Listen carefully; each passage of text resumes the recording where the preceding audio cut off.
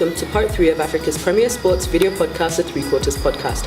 As usual, we'd like to remind you to jump onto the hashtag 3QP to let us know what your sporting interests are. I'm Tamima Duffield. And I'm Ngarakumwe. So we start off with football, as usual. E.P.L match day 29 review.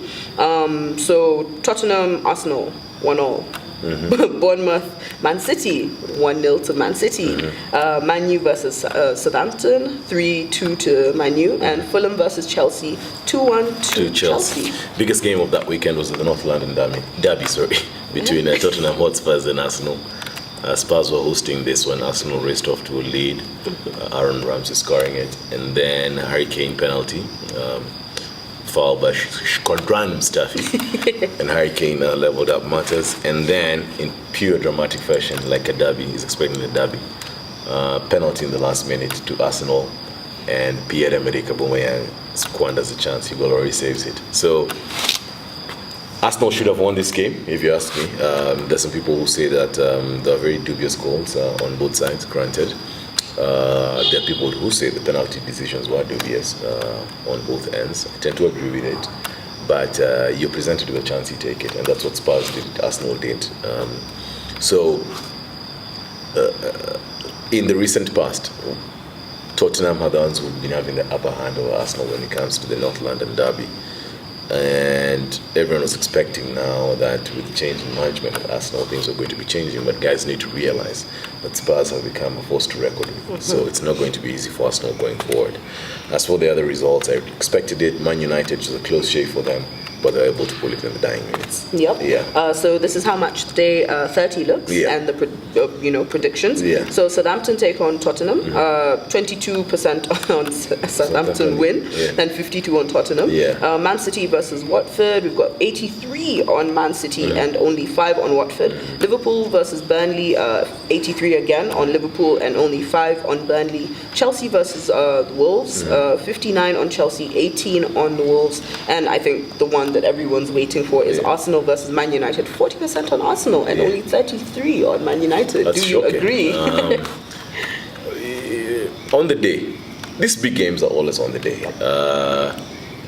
The introduction of Ole Gunnar Solskjaer as caretaker manager at Man United is what has changed everything. If you're telling me to call this game at the beginning of the season, I'd have called it for Arsenal. It's not going to be easy, but I actually want to be brave. To be played safe, I would call a draw. But I actually want to go ahead and say that Arsenal are going to win the game by a goal. Okay. Yeah. So we come back home. Yes. And we're talking about Rashid Echesa. Yeah. And the fact that he was fired as cabinet secretary, sports cabinet secretary. Yeah. And then we have Amina Mohammed coming in. Yeah. So, some people are like, sports deserves better, we can't have her there. But you've got a lot of people who are like, look, maybe this is the change we need. I mean, she did well, before. She's the person who, she was part of the guys who got the country's reassignment to the Olympic Games. Yes. And that was in 2016. 2016, yeah. So guys are like, you know what, maybe we need someone who's just going to think of, how to do things well, how to do your job better. Some people are like, no, why don't we get someone with a sporting background? What do you think? If there's something I disagree with big in this country, it's that thing that for people who are managing sports, you have to have a sporting background. Playing and managing are two different things. Yeah. They're not. And that's why the West have it right. They don't focus on the fact that somebody has a sporting background. Managing is a different thing altogether. For a cabinet secretary, it's policy and implementation of policy. I like a comment former Kenya coach Ken Pimba made on one of the comments. Somebody had brought the issue about Amina Mohammed, and he asked, "Are we presuming that it's only the CS who works in the Ministry of Sports? There are no other people in there?" Yeah. And like somebody else said, if the federations were running right, we would not even be focusing on the Ministry of Sports. I've repeatedly asked here, Damima, do you know if even the UK has a sports ministry? I googled by the later on. I found out they do have. But do we hear about it? You never hear about it. I'm pretty sure the States doesn't have anything to do with that. So it's all about, cabinet is all about policy and implementation of policy. And Amina Mohammed, I hope, can be able to do that. You want her, we already have, of course, the class that if you sponsor sports, then your money is not going to be taxed. I'd like her to bring in more progressive policies, because for her, it's from an infrastructure point. Now, government's work is to put in the infrastructure, the stadiums. Yeah. Nyayo Stadium has been closed for 3 years. Nothing has been done on it. Kipchoge Keino Stadium has never been finished. That's where I would expect her to come and say, you know what, guys, okay, fine, granted, government might have red tape, or in terms of procuring this money. So the policy I'm going to set is that we'll get into a public-private partnership, get corporate Kenya involved, and then offer them some subsidies if they go ahead and construct that.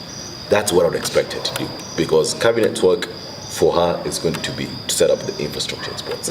So this nonsense people keep on saying about sporting background, well, even the people who have sporting backgrounds, what have they done to date? What have they done to date? So come on, guys, it's policy, man. It's all about policy. Yeah. So still on organizing. Yes. We're talking about the local organizing committee. For the IAAF, the under 20 IAAF. So that will be June 7th to the 12th. Yes. In 2020. And we have a name that, well, obviously me and you know. A lot of people know, maybe not for sports. But he has been involved in sports as well, and that's Myke Rabar. So he's the CEO of the local organizing committee, and I mean he's for me, I think it's a good appointment in the sense that for me, when I hear of Myke Rabar, I think success. Because I mean he's founded Homeboys Homeboys Radio. He's got Homeboys Activate. He's got Homeboys Rugby Team and various other teams that they sponsor, and they're all seem to be doing well. So for me, I'm like, hey, why not? It's when Mongi Mode, who was the CEO of the local organizing committee for the World Under 18, when Mongi Mode was appointed, I remember the athletics guys raised hell, saying that we don't see us going to manage Safari Sevens.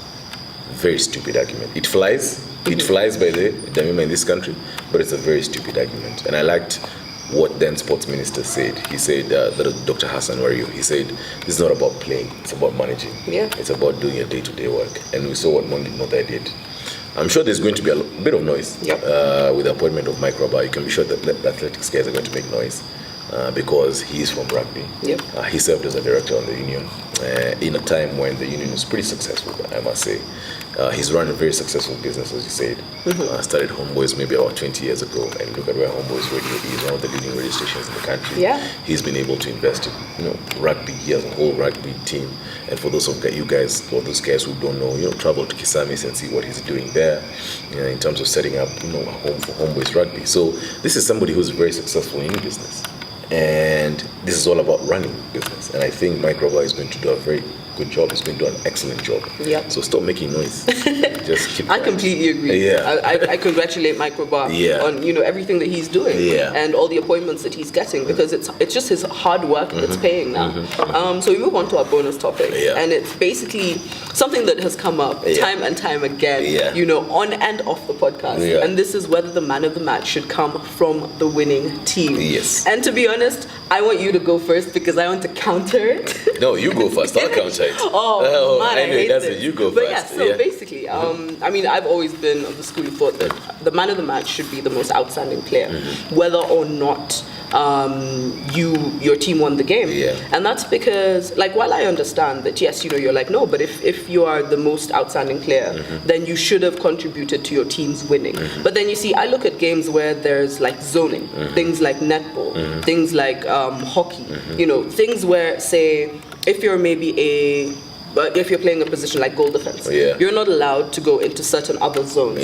So yes, you might have made sure that the other team didn't score because you were defending, but you honestly can have nothing to do with the people who were attacking. So you might have been the most outstanding player, but you honestly couldn't do anything to help your team to succeed. In hockey, if you're the goalkeeper, I mean, honestly, there's really not much you can do. You can save 10 shots out of 11. But if your team don't score that one goal, then, and you might have been the best player. So I think when it comes down to team sports, sometimes, yes, I can see where you're coming from.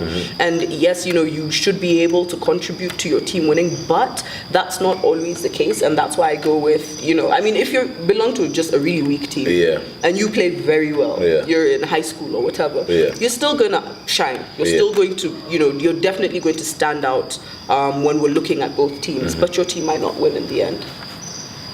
There have been situations, and the two that come to my mind in professional sport, of course, is when the LA Lakers played the Boston Celtics in 1969, and Jerry West won the MVP, despite the fact that the Celtics won the championship. It's never happened again in basketball after that. There was a lot of noise raised, but it's never happened again in basketball. I think about in 2014, after the FIFA World Cup final, and I remember them announcing the man of the match was Lionel Messi. Germany had just beaten Argentina, and wherever I was, I can't remember where I was, I know it was at night. I was asking, what did Messi do? It's a team sport, and I don't believe that one person should just be shining in a team and the team loses. Your contribution should be towards the team, and more often than not, you find that the people who do contribute towards the team, you get two results. Number one, your team loses, and number two, if the team is playing well, then it also accelerates, or rather puts you out there in terms of your performance. And that's why I focus on, personally, I come from the school of thought that if you're going to be choosing a man of the match, it must come from the winning team. Of course, there are times, like you say, the winning team is just superior, and no one really played exceptionally, but from the losing team, you have this one person who was very outstanding. Because at the end of the day, like we keep on saying, sports is entertainment. You have those one-off situations, but most of the times, for me, I feel that if you want to be called the MVP, if you want to be called the man of the match, then you have to have contributed towards your team's success. It's a tough one, but I'd like to hear what Karen would say about it. Yeah, definitely. Yeah. I mean, this is a debate that I am sure we will have again and again. But guys, let us know what you think. We actually really want to know. Yeah. You can find us on social media. That is by following us on Instagram, liking our page on Facebook, and subscribing to our YouTube channel. I'm Demi Duffield. And I'm Ngarakamwe. And it's a wrap.